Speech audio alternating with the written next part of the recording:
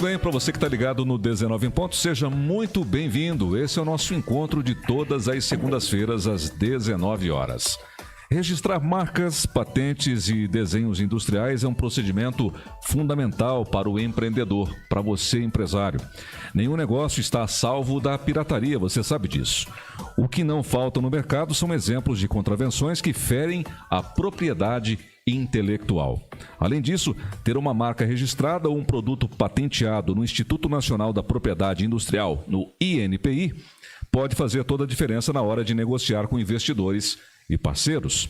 Muitos empreendedores preferem concentrar os seus recursos em vendas e fluxo de caixa porque acreditam que o registro só interessa para grandes corporações. E nesse programa a gente vai desmistificar isso com a presença do Rodolfo Pede Neto, advogado especializado em propriedade industrial, fundador da empresa Guarda Marcas e Patentes. A gente vai desmistificar essa visão que pode limitar o crescimento de qualquer tipo de negócio. Vamos falar de marcas e patentes. Rodolfo, seja bem-vindo ao 19 em ponto. Carlos, muito obrigado, agradeço o convite, né? Atendi prontamente, eu acho que é um assunto que vai ser de interesse de todos aqui, né? Muita gente, como você, né, tem uma marca e tem essa identidade, tem esse carinho pela marca e ela necessita não só a marca, mas produtos também, a gente vai falar disso mais na frente, né? Mas essas propriedades, de fato, esses bens intangíveis precisam da devida proteção. A gente vai falar um pouquinho sobre isso hoje, sobre também a história da guarda, enfim. Vamos fazer um bate-papo bem legal. Tá certo. Tomara que todo mundo aproveite o conteúdo. Tá certo. É uma peculiaridade aqui do programa trazer assuntos diversos justamente para que você agregue conhecimento aí na sua vida, em todos os sentidos. Ô Rodolfo, acho que é bem pertinente a gente começar desmistificando o que é marca e o que é patente. Certo. São duas coisas distintas. São coisas distintas e que geram uma dúvida muito grande. Uma dúvida não, né? Uma confusão muito grande com quem, de fato, pensa em registrar uma marca ou patentear algum produto. Como eu te falei antes, inúmeras vezes durante a minha semana, no meu dia a dia, eu recebo a indagação assim, como eu faço para patentear minha marca, né? Quando no caso isso de fato na prática, eu entendo o contexto da pergunta, né? Mas isso de fato na prática não existe, né, Carlos? O que a gente tem hoje, a patente é referente a produto mesmo, né? A um produto aplicado industrialmente, como esse, por exemplo, esse suporte para microfone, se fosse uma atividade inventiva, né, um produto inventivo, seria passível de uma patente, né? Como N tantos produtos que a gente tem no mercado hoje. Já o registro em si, ele trata da marca, né? A marca como o 19 em ponto, por exemplo, é uma marca, como a minha marca, Guarda Marcas e Patentes, ela trata de fato de marca de empresas, né? Então são coisas diferentes, mas que geram sempre uma confusão, né? Porque a expressão patente, ela é muito mais forte do que o registro. O registro a gente tem para outras tantas coisas, registro nosso como pessoa física, enfim. E parece que quando se trata de marcas e patentes, se fala muito em patente apenas, né? Mas nesse caso é exatamente assim. A patente ela serve para produto, certo? E o registro ele serve para marcas em geral, né? Seja um nicho mercadológico, enfim. Muitas vezes não precisa nem ter empresa constituída, como no caso da 19 em ponto, que não é uma empresa em si, né? Mas é sim uma marca vinculada a um programa. Uhum. Então isso também é passível de registro, como a gente está em processo do registro da marca 19 em ponto, né? Certo. Então tem todo esse contexto. Patente se aplica para produto, né? Seja qual for, desde que seja inventivo, né? E aplicável industrialmente, quanto o registro ele se aplica para marcas em geral, independente do nicho mercadológico, enfim, né? Então são coisas distintas nesse contexto. E esse procedimento do registro da marca é um procedimento obrigatório? Não é obrigatório, mas é cada vez mais essencial, eu diria hoje, né, Carlos? Em razão justamente desse momento virtual que a gente vive hoje, né? As marcas estão muito mais vulneráveis hoje do que estavam, por exemplo, há 10, 15 anos atrás, né, Carlos? Quer dizer, na introdução eu falava da pirataria, né? Exatamente. Então, hoje é muito mais vulnerável. Hoje, por exemplo, Carlos, se tiver um programa 19 em ponto lá em Manaus, você vai pesquisar no Instagram, vai pesquisar no Google, vai pesquisar no Facebook, você vai achar esse programa. Se você tiver o registro da tua marca, consequentemente, você vai notificar essa empresa, enfim, né? Tomar todas as precauções e procedimentos. Exatamente. Dentro da lei. Há 15 anos atrás, por exemplo, isso era muito mais difícil de acontecer, né? Talvez tu nem tivesse conhecimento de que uma empresa, um programa de televisão ou rádio ou um podcast 19 em ponto, ele estaria rodando, porque justamente o acesso era muito mais limitado, né? Então hoje, qualquer pesquisa no Google ou no Instagram, se tiver uma marca semelhante à tua, a gente já consegue colidir as marcas, né?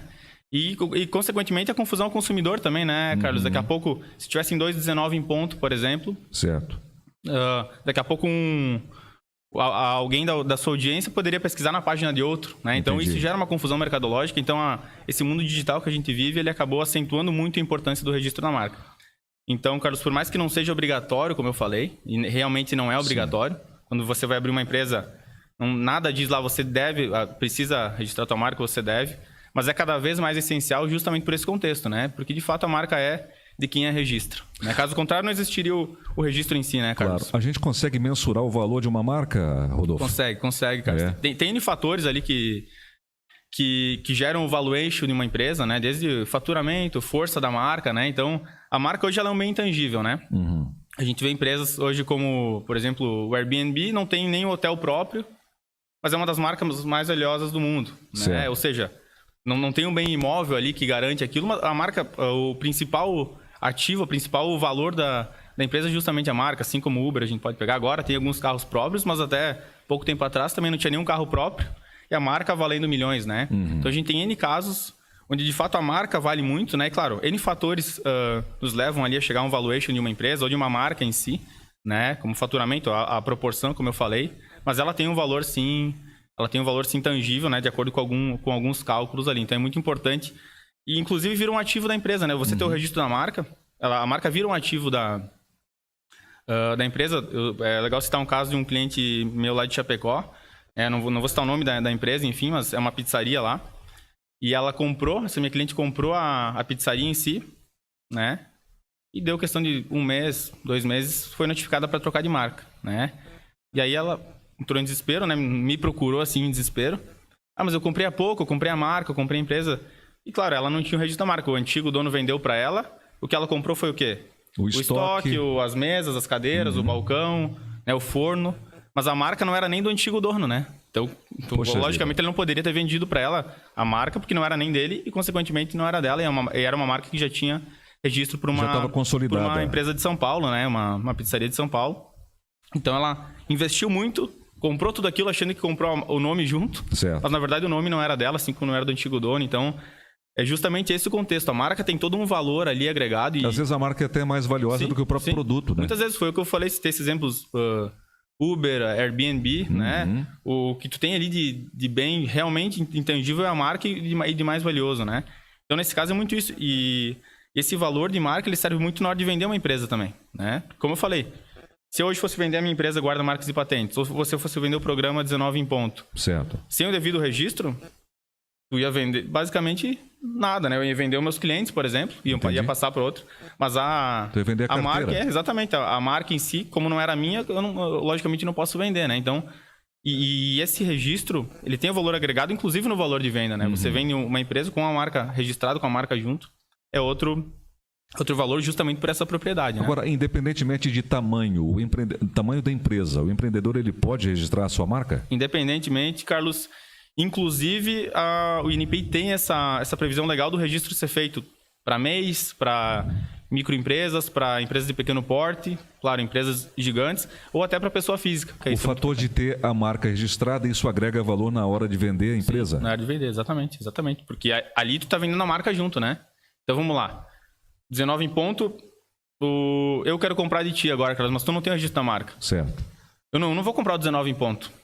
Entendeu? Vou comprar os teus seguidores ali, o que tu tem daqui a pouco de gente que se inscreve no teu canal, né? Mas a marca em si não, e muitas vezes até na hora de vender, o empreendedor não tem essa noção. E quando ele está vendendo a marca, ele pode agregar um valor a mais ali, né? Do que se ele não tivesse a marca registrada, porque ele não estaria vendendo ela, logicamente, né? E qual que seria o passo a passo, Rodolfo? As etapas básicas para fazer um processo de registro de uma marca? Então, Carlos, a primeira etapa... Eu sempre falo, até a gente estava comentando um pouquinho antes do ar, é a pesquisa de viabilidade, né?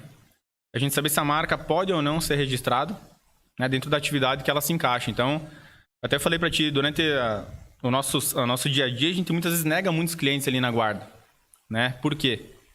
Porque nessa primeira etapa ela é muito importante. Daqui a pouco, você, Carlos, quer abrir a empresa Carlos Representações para vender materiais de construção.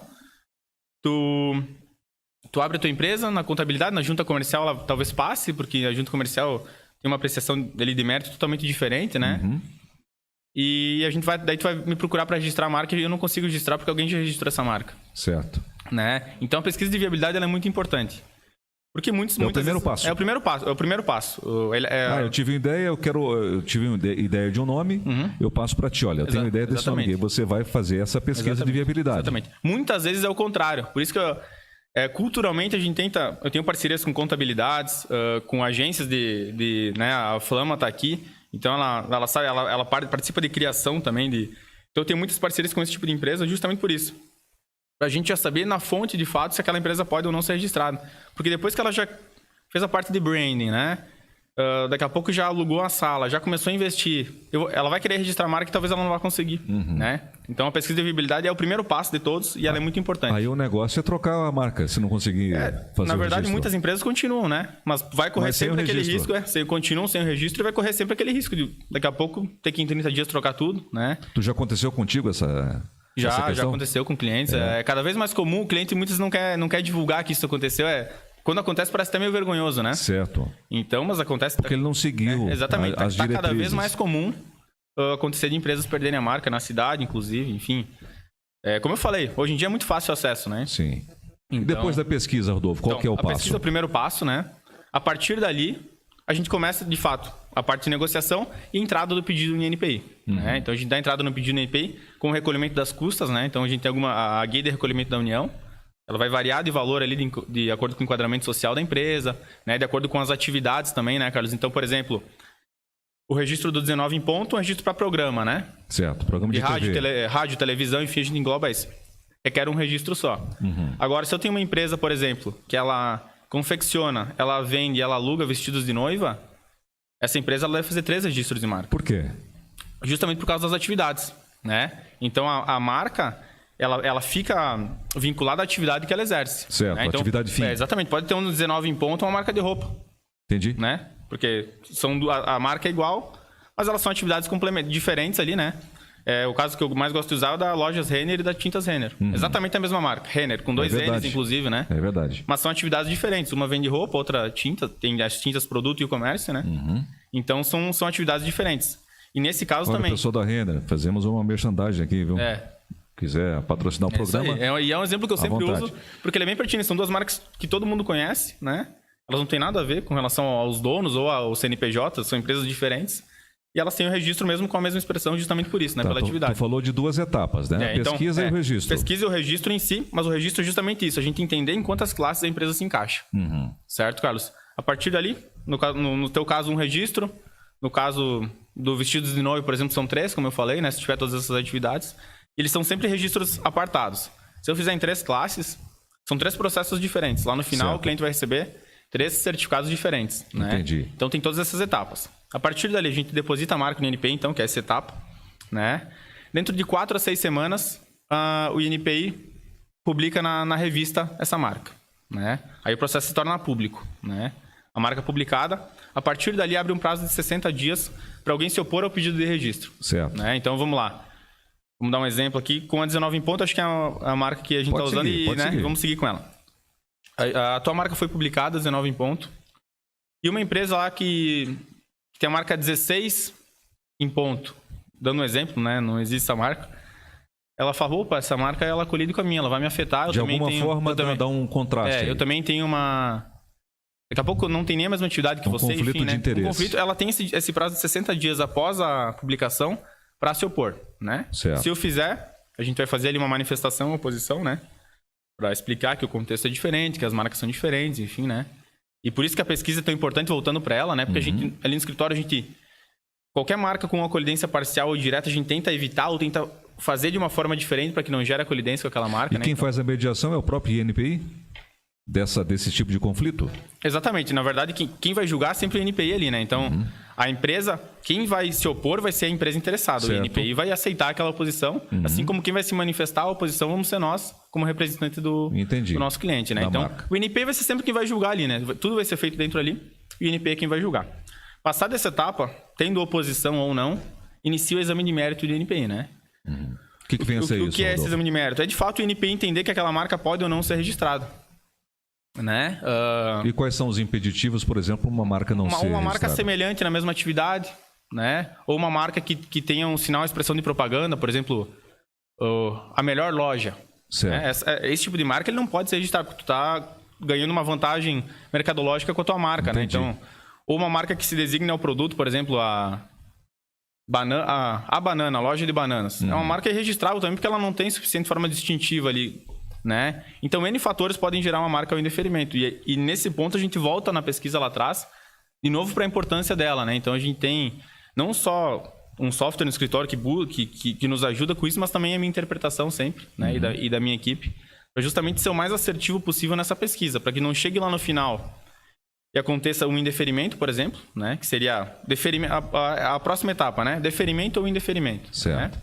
Deferimento, abre um prazo de 60 dias para recolher a guia de emissão do certificado, e a ANP concede o registro e envia o certificado nacional de registro, né? Disponibiliza. Ou indeferimento, por algum desses motivos que eu citei, né? Que aí, no caso, a gente tem a possibilidade de fazer um recurso contra o indeferimento.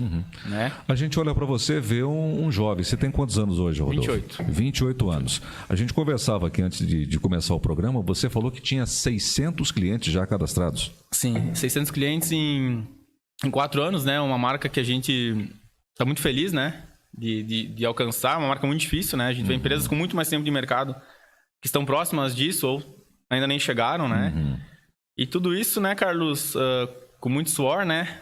A gente começou a empresa há 4 anos com acho que numa sala que dava metade disso aqui. 2 por 2, mais ou menos.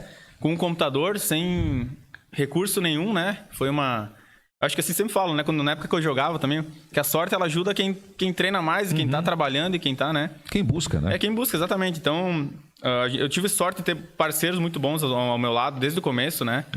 A sorte de encontrar eles muito cedo, como é o meu sócio. Hoje, como é o Jorge, por exemplo, que é um cara que participou desde lá do começo, e hoje ele não tá mais, né? Mas foi um cara que trouxe essa ideia também, e a gente se encontrou por acaso ali, começou um projeto, como eu falei, numa salinha, num quartinho de 2x2, com um computador, né? Fazendo prospecção direta, né? Batendo de porta em porta, realmente, nos clientes da cidade, os clientes no começo que eu conhecia, né? E que eu tinha algum vínculo e sabia que a marca poderia ser registrada. Eu costumo dizer que sorte é o encontro da oportunidade, né? Sim. Com o talento. E me parece que foi o que aconteceu. Foi o que aconteceu. Aproveitou também um nicho de mercado que está em plena evolução. Ascensão, né? Exatamente. E começou tudo muito ali, Carlos. Então, assim, hoje a gente está num processo muito grande de expansão, como eu falei, com 600 clientes. A gente está atendendo todos os estados do Brasil. Né? Hoje a gente está agora com as primeiras franquias da Guarda. Então, e tudo isso começou, como eu falei, nesse start, com muita dedicação, com um pouquinho de sorte também, né? De encontrar as pessoas certas na hora certa, abraçar as oportunidades certas, né? Até eu sempre falo, eu estava falando agora esses dias dessa questão das franquias, né? Essa questão da franquia começou com o meu novo sócio agora nas franquias, né? Que é o Rafael Kerber, que eu estava fazendo um alongamento na academia e ele estava em cima fazendo outra coisa lá no exercício. Certo. E eu vi que ele tinha umas placas os painéis de LED de propaganda. Eu falei, cara, onde é que tu anunciou? E tava passando a marca dele, né? No painel de LED, bem quando eu passei. Eu falei, cara, onde é que tu viu isso? Tu fechou com quem? Quem que é o dono? Ele falou, não, sou eu mesmo dono, vou te apresentar lá no teu escritório. E aí, beleza, fomos conversando e ele falou, cara, eu tô estudando sobre franquias agora, eu acho que é teu negócio totalmente franqueável. Aí surgiu a parceria. Né? E surgiu justamente numa academia ao meio-dia lá que a gente tava, sabe? Por isso que eu digo, muitas vezes a sorte né? Ela ajuda justamente quem tá trabalhando e quem tá buscando, tem a ver também, né? Com a lei da atração, né? Sim, exatamente. Né? O universo conspira aí, né? E hoje a gente tá em pleno, a gente já tem 4 unidades, né? E o nosso projeto é ser o maior rede de franquias do Brasil de propriedade industrial. Que maravilha. É um projeto que, claro, é muito grande, né? Mas a gente sabe que dá para alcançar porque ele é atingível. Assim, isso que você está falando chega a ser uma referência para aquelas pessoas que hoje nós estamos tendo ainda essa problemática da pandemia, né? Nós tivemos muitas empresas que quebraram no zero, né? Outras que estão ainda cambaleando, sentindo os efeitos, né, nocivos e negativos da pandemia. Outros querem empreender, outros querem deixar o seu trabalho, o seu emprego para poder empreender. Eu acho que esse seu depoimento ele vem muito bem a calhar num momento como esse, né? Para as pessoas se encorajarem, né, Neto? E buscar, né? Como eu falei, a gente começou hoje, a gente está com esse projeto, eu falo, até a gente dá risada no escritório, você é a maior rede de franquias do Brasil em marcas e patentes, mas como eu falei, a gente começou há 4 anos e uma salinha só com a vontade. Mais nada. Nem o computador não era nosso. Era emprestado do velho que tinha lá e a gente começou. Olha né? que história bacana. Então, eu acho que é legal para quem tá ouvindo e que daqui a pouco tá meio sem norte ou com alguma... Que de fato basta vontade, basta acreditar no projeto, mas tem que ter foco também, Tem que ter foco, muito foco. Não basta falar, eu quero fazer alguma coisa e você não ter persistência, resiliência, foco. Não, tem que ter. É o principal, na verdade, né? Eu acho que depois disso o universo conspira e as coisas começam a acontecer, Verdade. né? Então a gente foi... Eu lembro quando eu comecei a tentar sair de Concórdia, por exemplo, com a guarda, comecei para Chapecó, onde tinha visitando as contabilidades e as agências ali para fazer parcerias nesse sentido, né? Certo. Sem conhecer ninguém. Eu dormia lá no Taunay, que é um amigo meu, no sofá, cara. Imagina, eu sou grandão, dormia num sofá lá todo espremido. E passava às vezes a semana inteira lá, dormindo mal, enfim, visitando quem podia visitar.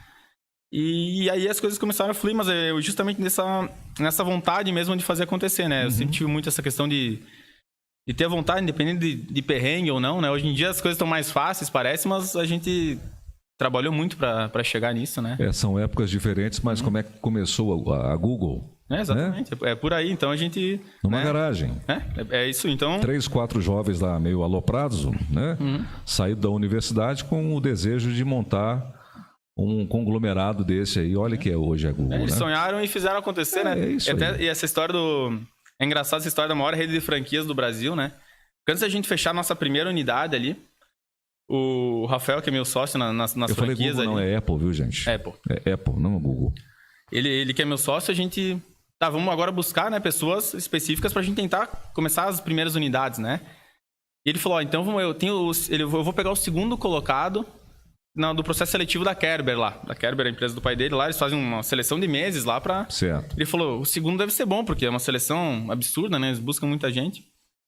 E vamos buscar, vamos tentar achar o primeiro, né? Que é o Michael, não sei se ele tá assistindo. E aí a gente... O Kerber ligou pra ele e falou assim, Michael, tu consegue vir pra Concórdia? Ele é de Erechim. Tem uma oportunidade de emprego aí, se tu quiser. E aí o Michael falou pra ele, sim, eu vou. Né? E daí nós desligamos o telefone, ele desligou o telefone, e aí o Kerber me falou, cara, mas eu nem falei pra ele do que é. Né? Não falou. E não falou, ele não falou. O conteúdo. Não falou nada. Simplesmente ele falou isso. Nós pensamos, cara, esse cara tem vontade, né? Porque ele não sabe nem o que era. Vai ser de Erechim vir pra Concórdia, né? Podia ser a maior barca furada. Podia ser a maior barca furada do mundo. Daí ele chegou no escritório no outro dia. Já foi Erechim só tem gente boa, né, Major? Só pessoas boas. E ele chegou no escritório no outro dia. Daí nós pedimos pra ele, você sabia o que era? Ele falou, não, achei que era alguma coisa de concreto lá da Kerber, né? Nada a ver, né? Nada a ver. E começamos a fazer a reunião ali. E dali a pouco o Kerber, nós não tinha nenhuma franquia ainda fechada, né? Ele falou, que o nosso projeto aqui, pra te entender, é ser a maior rede de franquias e marcas e patentes do Brasil, né? E aí eu quis dar risada, assim, né? O Kerber tá empolgado, né? Se empolgou na reunião, né? E daí, beleza, passou, o Michael saiu, vou abraçar o projeto. E aí o Michael saiu, eu falei, cara, tu tá... Que empolgação, tu viu o que tu falou ali? Sim. Ele falou, não, nem me liguei na hora, mas... Beleza, agora eu falei, o Michael comprou a ideia. E nisso as coisas começaram a fluir, já foi Erechim, foi União da Vitória, Porto União, agora Ponta Grossa. Chapecó a gente já tinha uma unidade, que era uma representação, mas agora a gente vai unificar de fato como uma franquia também. Então são, assim... O poder das palavras também, como essa... Claro. Como a gente falou, o universo acaba conspirando, né? Pra gente chegar nesse contexto que a gente tá hoje. E me diz uma coisa, valores. Neto, depende muito do tamanho da empresa, dos procedimentos. Como é que funciona essa questão? Valores, Carlos, até a gente fez um post esses dias no nosso Instagram lá da Guarda, falando um pouquinho sobre isso.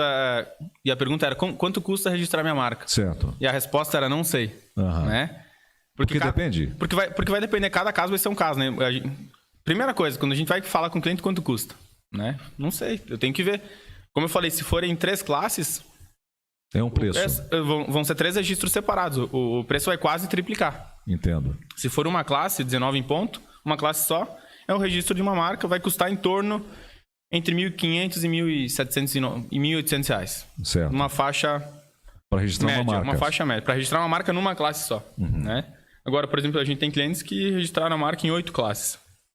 Esse cara gastou 12 mil. Você multiplica esse valor por 8. A gente diminui um pouquinho ali, né? Porque fazer um pacote, né? Mas entendi. Vai basicamente pelo número de classes de fato. Então a gente tem que fazer uma análise bem bem precisa dali e até para não deixar nenhuma ponta solta, né? Eu tenho um caso legal, e até explicando isso, como é importante, o cliente não quer fazer, por exemplo, 3 classes porque vai ficar muito caro, né? A gente tem um caso, acho que até posso até citar, fazer um merchan também para eles lá, do Casarão das Noivas lá em Chapecó. Depois nós vamos atrás deles. Eles até gravaram um vídeo para nós, a proprietária lá, a Bruna. Fizeram um registro bem antigo, com uma outra empresa, né?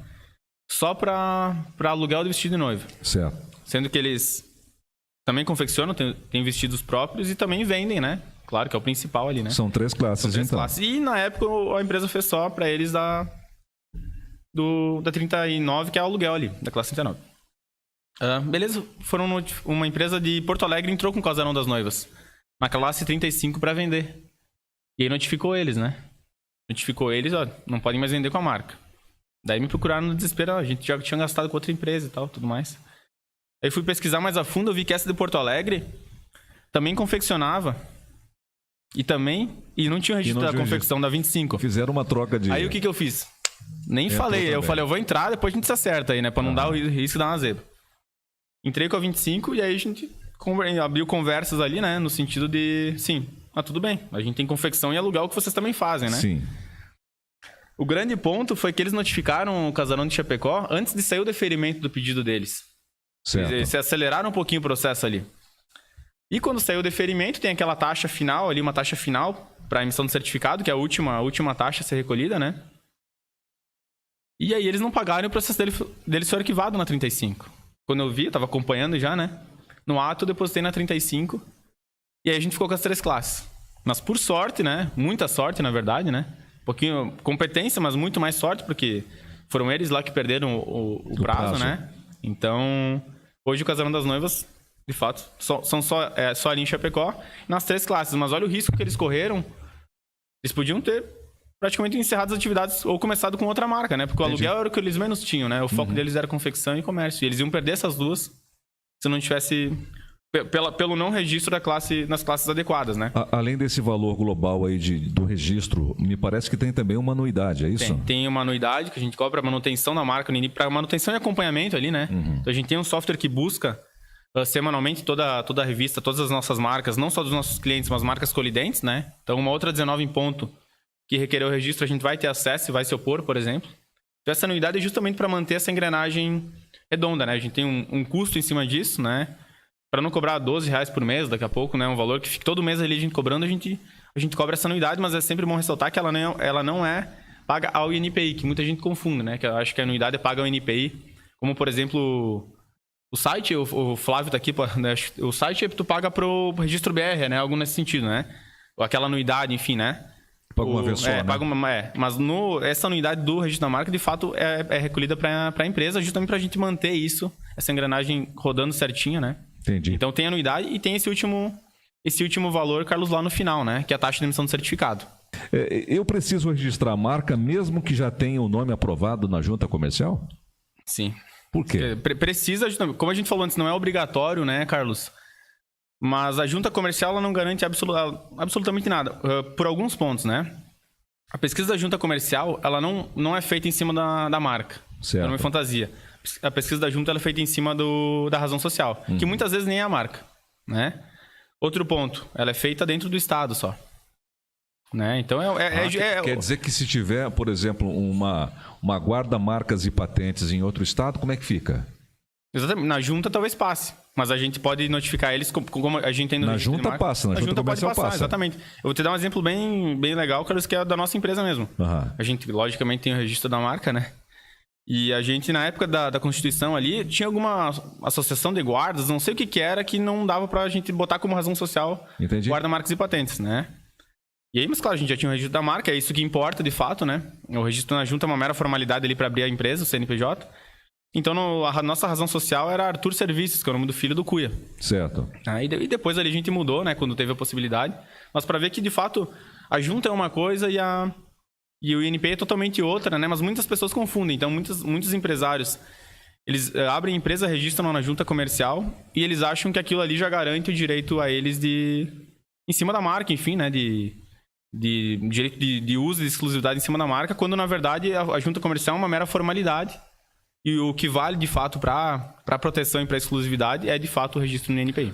A gente está falando de registro de marca, né? Eu devo incluir logotipos, imagens e formatos nesse registro ou não? Sim, existe a possibilidade, né? existe a possibilidade.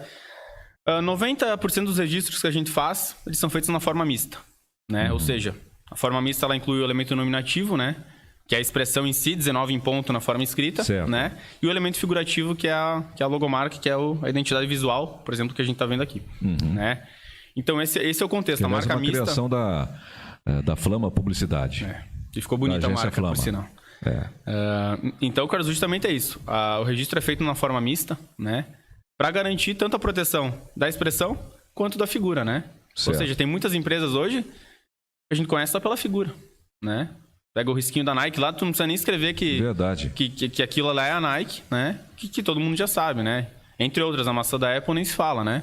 Não precisa estar escrito Apple lá embaixo, atrás do iPhone, porque... Pega a maçãzinha mordida ali, você já sabe. Já sabe. Que é a Apple. Então, esse é um ponto importante, né, Carlos? E qual que é o legal disso? O custo para fazer o registro na forma mista, nominativo ou figurativo, apenas ele é o mesmo, né? Então, por isso que eu sempre oriento os clientes a fazer na forma mista já, porque já garante essa proteção ampla de imediato. Claro, acontece da gente fazer o registro só do nome? Acontece. Quando, por exemplo, o cliente está com muita urgência para fazer o registro da marca e a marca está em desenvolvimento, ela vai demorar ainda para acontecer, talvez demore um pouquinho mais e ele não quer correr esse risco em 2 ou 3 meses, por exemplo.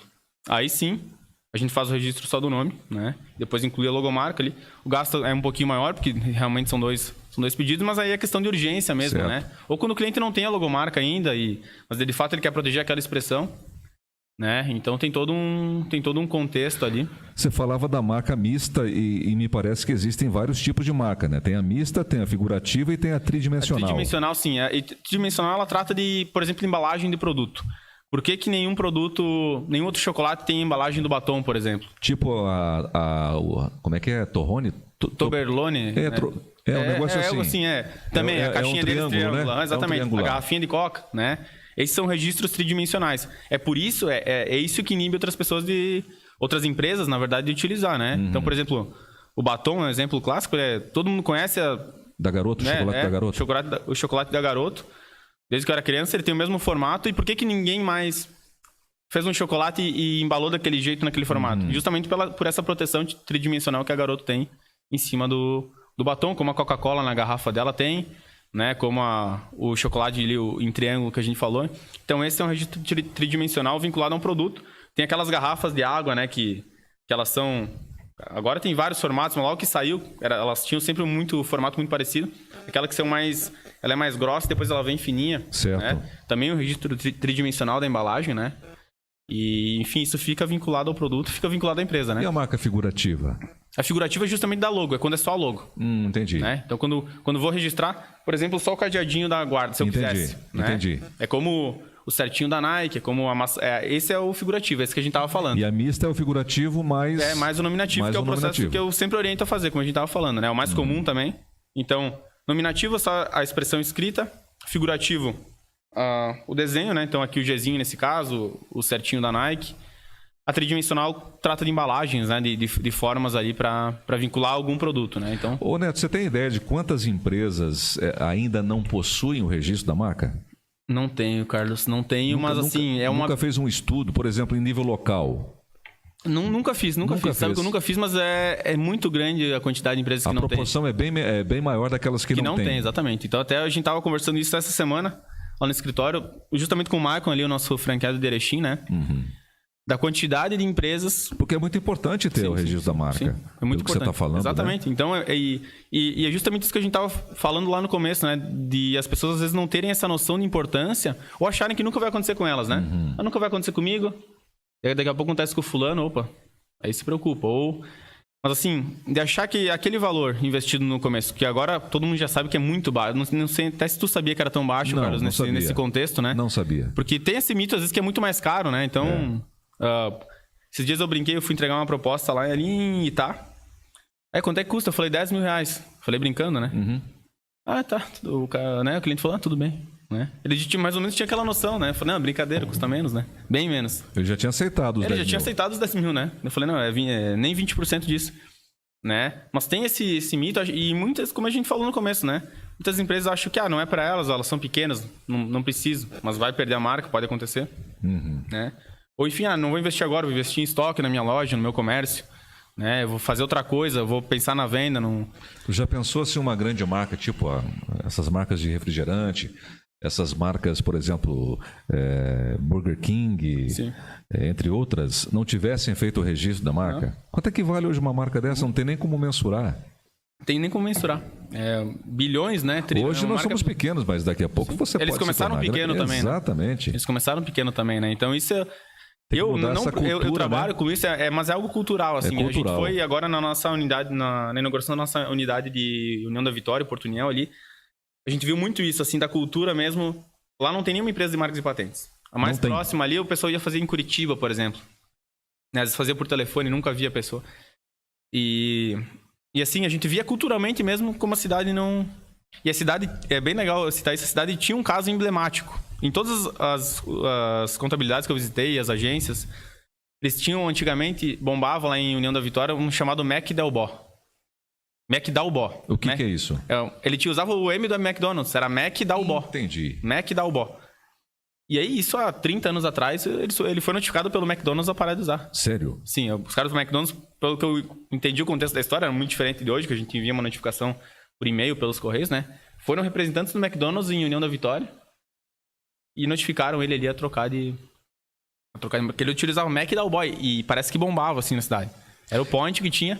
E ele nunca imaginou, talvez na cabeça dele... Era uma lanchonete? Era tipo uma lanchonete, Ele vendia lanches com esse nome. Mac Dalbó, exatamente. Rapaz... E é um case muito legal e é uma empresa que não tinha cultura de registrar a marca, assim, até porque não tinha nenhuma empresa dali, né? Então, e mesmo com um case grande desses E ele utilizou por anos, tem fotos, até a gente utilizou no nosso Instagram, uma foto do Mac Dalbó, como é que era. E realmente era o M do McDonald's, o Dalbó lá no... Talvez seja um sobrenome de alguém, enfim, né? E hoje continua existindo isso lá, mas só como Dalbó. Né? Ele teve que tirar o Mac. Tirou o Mac, né? Não pode utilizar. Então, tu vê como...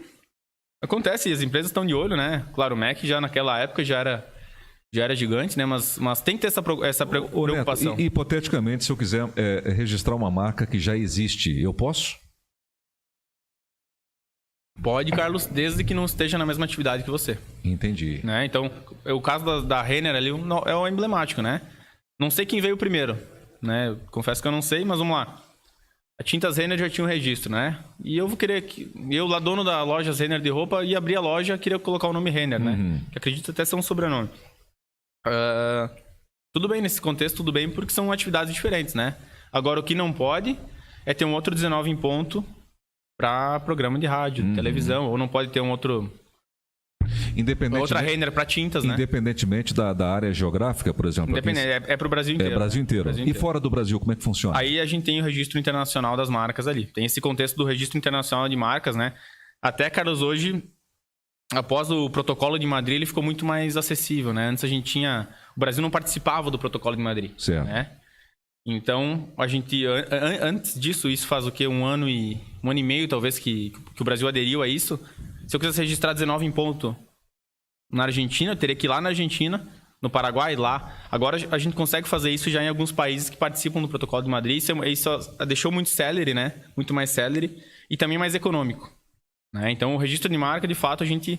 Se quiser registrar a tua marca, Carlos, vamos lá, tu vai 19 em ponto em Londres, lá, tu vai estar na Inglaterra fazendo programa em inglês, tem que ter o registro lá naquele país, né? Entendi. Então, esse é o contexto, né? Mas é importante, né? Claro, para empresas que trabalham com importação, exportação, né? Trabalham em outros países. Fazer algumas últimas perguntas aqui, depois você vai dar também os seus endereços aí do Insta, não sei se você tem Facebook da empresa, né? Os contatos digitais e não digitais para que as pessoas possam encontrá-lo, achar a empresa e poder também abrir, quem sabe, uma negociação, um estudo, né? Sim. De viabilidade para poder também fazer o registro das empresas. E a viabilidade nesse contexto, né? A gente tem um campo no nosso site para isso, né? E no Instagram a gente atende muito em cima disso. É bom ressaltar.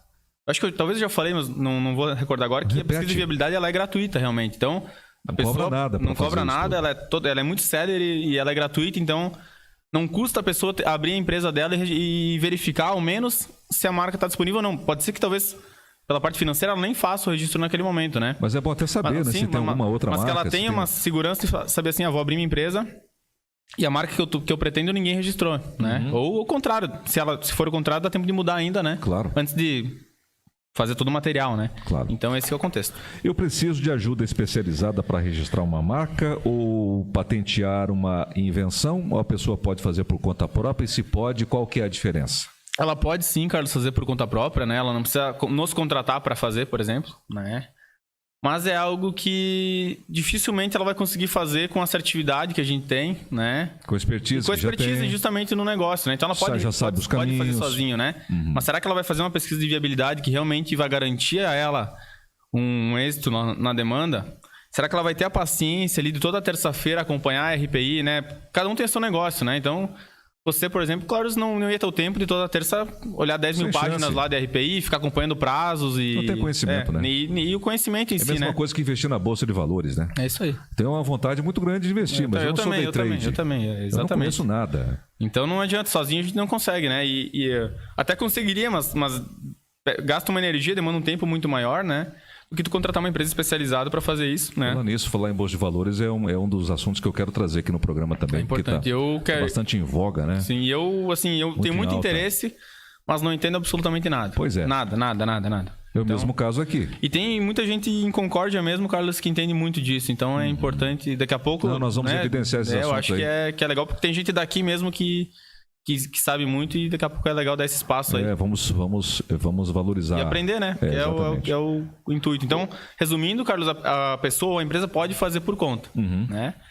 Mas é legal fazer com uma empresa especializada, que já tem expertise, já tem o conhecimento ali na prática, né? O conhecimento jurídico, inclusive, né? Então, esse é o melhor caminho. E de preferência com a guarda, marcas e patentes. De preferência com a guarda, exatamente. Ô Neto, se copiarem a minha marca ou invenção durante o processo de registro, estou ali quase registrando e vai alguém que copia a minha marca, como é que eu devo agir? Qual que é o procedimento? Nesse caso, Carlos, geralmente a gente notifica, né? Notifica a empresa, né? Extrajudicialmente, primeiramente, né? Para que ela acesse a utilização da marca, né? O primeiro ponto é esse, né? Anexa lá a cópia do protocolo ou a cópia do certificado, se ele já tiver saído, né? Justamente porque a gente já garante essa anterioridade, né? Então, o grande ponto do registro, assim, a concessão ela vem após o deferimento, né? Mas quando a gente entra com o pedido de depósito, a gente já garante a chamada anterioridade. Né? Ou seja, qualquer empresa que entrar depois ali... É aquele que chegou primeiro. O meu pedido vai ser julgado antes, vai ser deferido antes e o dela vai ser indeferido, justamente pela anterioridade, né? Certo. Então, se alguma empresa estiver utilizando, por exemplo, a gente já tem o registro da 19 em ponto. Se alguma empresa estiver utilizando a marca 19 em ponto na mesma atividade que você, o que a gente faria hoje, né? A conduta seria notificar a empresa extrajudicialmente, né? Para que altere a marca, enfim. Em 99% dos casos isso dá certo, né? Porque a empresa vai procurar daqui a pouco um advogado, enfim, vai se informar, vai saber que ela está errada, né? Então não tem muito nem o que discutir, né? Certo. Mas se não trocar, né, no prazo extrajudicial, ali a gente de fato entra com ação judicial daí para retirar, e aí pode ser cobrado até valores percentuais em cima de faturamento que ganhou em cima da marca. Tem algumas normas legais ali que podem ser utilizadas, né? Mas o principal ponto que geralmente os clientes querem é que, de fato, aquela marca acesse a utilização, né?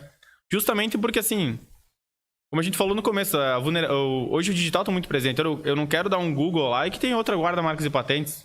Porque daqui a pouco o cliente vai estar procurando a minha empresa e vai fechar com outro, né? Entendi. Ou vai comprar um produto de outro, né? Enfim, então esse que é o grande contexto. Então a notificação é justamente para isso. Para que cesse a utilização, né? Claro, se não tiver um comum acordo ali, aí sim ação judicial, né? Aí a gente contrata lá o Juan ou o Pacheco, né? Ou o Gustavo ou o Juan. E a notificação a gente faz ali no escritório, né, Carlos? A notificação toda ali. Ação judicial, em alguns casos também, mas a gente tem muitos parceiros também que nos ajudam, porque o foco nosso é o administrativo, né, Carlos? É a esfera do INPI, de fato. Né? Então a gente resolve tudo por ali, em 99% dos casos. E claro, de vez em quando é necessário uma... Ô Neto, eu tive o maior prazer de conversar com você. A gente já tinha um certo conhecimento, né, na nossa vida corriqueira, na nossa vida cotidiana. É amigo também da família. Gostei demais de saber que você está trilhando um caminho do bem, procurando evoluir cada vez mais, empreendendo. Você não tem só está à frente apenas da guarda marcas e patentes. Você também recentemente já montou uma loja de roupas, agora está com as franquias também. Eu te desejo todo o sucesso do mundo, viu, Neto? Não, obrigado, Carlos. Eu agradeço o convite, primeiramente, né? Foi muito legal o bate-papo. No começo a gente fica meio nervoso, não é acostumado, né? Natural. Com o contexto aqui, com o estúdio, enfim. E foi um bate-papo, parece que a gente estava na tua casa lá tomando um shopping ou uma água. E foi um bate-papo muito bom. Eu gostei de falar sobre o assunto, né? Acho que até é algo que eu posso abordar mais, né? Eu acho que você tem muito a contribuir com aquelas pessoas que têm dúvidas, e é por isso que eu quero te pedir como é que as pessoas podem te achar. Sim. Então a gente tem o nosso site, né? guardamarcas.com.br. Lá, inclusive, tem os campos, né? Para colocar sua marca lá no site, a atividade que exerce, os contatos de telefone, para que a gente entre em contato. Então a gente já faz a pesquisa de viabilidade e depois entra em contato com o cliente, né? Certo. Tem também o Instagram da Guarda, que é @guardamarcas e patentes, né? Esses são nossos principais canais de atendimento hoje, né? Hoje o digital bombando, né, Neto? Bombando. É assim que a gente consegue atingir o Brasil inteiro, né, Carlos? Eu tenho, talvez, metade dos meus clientes que eu nunca estive assim, cara a cara, né? Mas a confiança vem com o fortalecimento da marca, né? Com o atendimento que a gente tem, com a segurança que a gente dá em argumentos, né?